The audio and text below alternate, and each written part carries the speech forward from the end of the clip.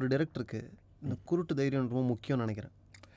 It is, but you should also be smart to accommodate opinions where people tell them things can go wrong.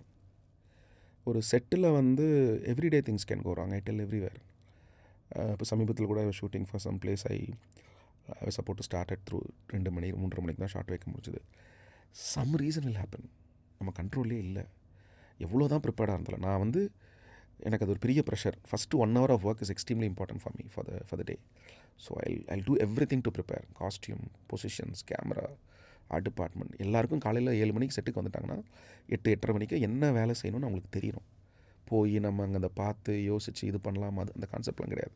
அந்த 1 hour வச்சிட்டோம்னா everybody will feel better. ஒரு வேலை வந்தோம், காலையில் accomplish பண்ணியிருக்கோம், ஒன்று எடுத்துட்டோம், less pressure, less stress. The ball will be in movement and you'll also feel better and you'll only focus on how to do the next one. அந்த 1.5 மணி நேரம் வேலை நடக்கலைன்னா ரொம்ப கஷ்டம்.